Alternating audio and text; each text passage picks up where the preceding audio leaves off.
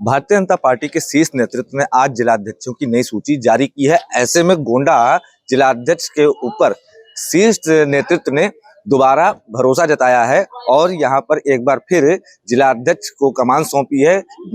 अमर किशोर कश्यप उर्फ बम बम को दोबारा गोंडा का जिलाध्यक्ष बनाया गया है। नमस्कार साथियों, मैं हूं विशाल सिंह, आप देख रहे हैं गोंडा पोस्ट। हमारे साथ जिलाध्यक्ष अमर किशोर कश्यप और बम बम जी मौजूद हैं। उनसे ही जानने की कोशिश करेंगे कि आखिर कैसी चुनौतियां थी जिनको पार करके उन्होंने दोबारा जो जिलाध्यक्ष का पद है वो हासिल किया है।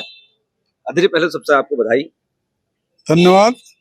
सबसे पहले मैं अपने प्रदेश नेतृत्व और क्षेत्रीय नेतृत्व को बधाई देना चाहता हूं, धन्यवाद भी देना चाहता हूं। दोनों मैं उनको देना चाहता हूं इसलिए कि उन्होंने हमारे एक छोटे से कार्यकर्ता के ऊपर विश्वास किया और दोबारा हमको जिले का कमान दिया। रही बात कि मुझको कमान क्यों दिया गया, ये भी हम आपको बता देना चाहते हैं कि जब इससे पहले 15 अगस्त 2021 को हमारी घोषणा हुई तो हमारे पास बहुत बड़ी चुनौती थी और मैं महामंत्री होने के नाते उस समय अपना कार्यकाल निभा रहा था। लेकिन जिस दिन हमारी घोषणा उसके ठीक दूसरे दिन 16 अगस्त से कार्यक्रम लगे हुए थे। मैं उस चुनौती को स्वीकार किया और स्वीकार करते हुए सारे अभियान को एक नंबर पे पहुंचा दिया। फिर मुझको चुनौती मिली कि आपको 7 विधानसभा की चुनाव कराने हैं और मैं 7 विधानसभा ईमानदारी के साथ अपने कार्यकर्ताओं के साथ अपने पदाधिकारियों के साथ लग करके और 7 विधानसभा हमने जिताई हैं और कार्यकर्ता मेरे लग के जिताए हैं। मुझको फोन आता था कि अध्यक्ष जी आप केवल 2 से 3 विधानसभा केवल जीतेंगे, लेकिन मैंने उनको चैलेंज के साथ कहा था कि मैं आपको 10 रुपए की स्टाम्प ला के देता हूं, 10 रुपए की स्टाम्प पे लिख करके देता हूं कि मैं 7 की 7 विधानसभाएं जीत के आपको दूंगा और मैंने शीत नेतृत्व को जीत करके दिया। ऐसे में आपके सामने एक चुनौतियां थी, जैसे कि विधानसभा चुनाव के बारे में आपने बताया ही। इसके बाद आया नगर पालिका का चुनाव। नगर पालिका का चुनाव हालांकि नहीं जीत सके, लेकिन उसमें भी काफी चुनौतियां थी। उसको किस तरह से आपने देखा और उसके लिए किस तरह से यहाँ पर पार्टी के साथ, पार्टी के कार्यकर्ताओं के साथ उसको कॉम्बिनेट किया?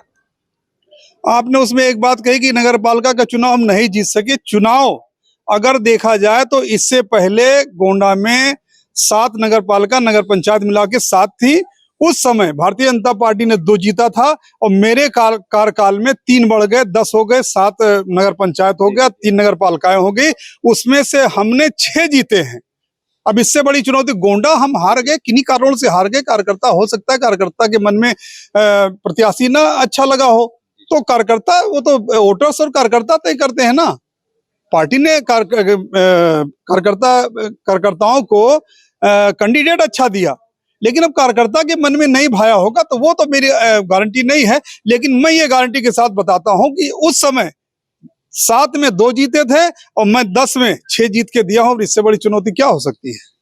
ऐसे में अब आगे आपके सामने, चूंकि आपको दोबारा पार्टी ने आप पर विश्वास जताया है और लगातार दोबारा आपको यहाँ एक बार फिर से कमान सौंपी है। अब आगामी आने वाला लोकसभा चुनाव है जो सबसे बड़ी चुनौती है, उसको आप किस तरह देख रहे हैं, किस तरह स्वीकार रहे हैं उसको? जिस तरह से आज मेरी घोषणा के बाद पूरे जिले में हमारे कार्यकर्ता, हमारा फोन तो स्विच ऑफ हो गया था लेकिन किसी तरीके से चार्ज किए, जिस तरह से हमारे कार्यकर्ता, हमारे पदाधिकारी, हमारे बूथ के अध्यक्ष, हमारे सेक्टर के संयोजक उत्साहित हैं, उस तरह से मैं गारंटी के साथ बताता हूं कि मेरे गोंडा जिले में कैसरगंज की 3 विधानसभा, गोंडा जिले की 3 विधानसभा आती है कैसरगंज में, और गोंडा लोकसभा में 4 आती है। 7 की मैं गारंटी लेता हूं और दोनों लोकसभाएं जीत कर दूंगा, ये गारंटी के साथ बताता हूं। जिस तरह से पिछली बार जीते थे उस तरह हम 24 में गारंटी के साथ जीत के जाएंगे।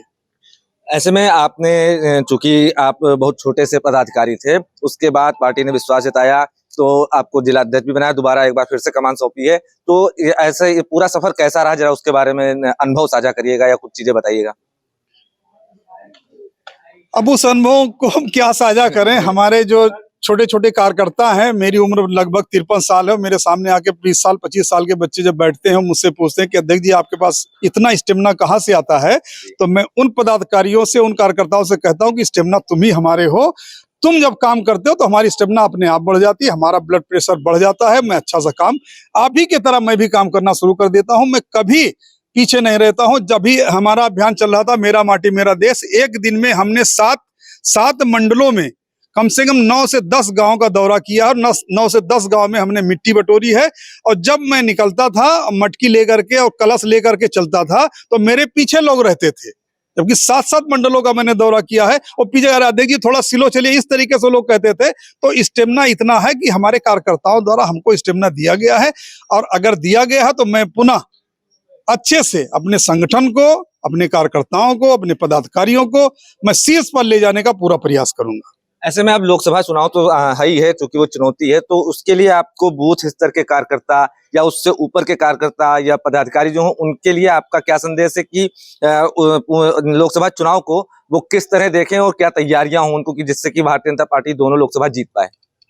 मेरी घोषणा जब 15 अगस्त 2021 को हुई थी तो मैंने सबसे पहले कहा था कि मैं ये चाहूंगा कि मेरे जिले में ना कोई मुझसे रूठे, ना मुझसे कोई टूटे, ना मुझसे कोई छूटे। मैं एक एक कार्यकर्ताओं को जिस तरीके से जोड़ करके लाया हूं उस तरीके से जोड़ करके ले चलूंगा, उस तरीके से उनको जोड़ करके ले चलूंगा। सारे कार्यकर्ताओं को एक साथ ले चल के मैं पुनः 2024 को फतेह करूंगा। कार्यकर्ताओं को मैं ये संदेश देना चाहता हूं कि जिस तरीके से हमने 2 साल उनके साथ बिताए हैं, और तीसरे साल में भी मैं उनसे ये निवेदन करूंगा कि वो लोग मेरे साथ लग करके अपनी दोनों की दोनों विधानसभाएं वो जिताएं।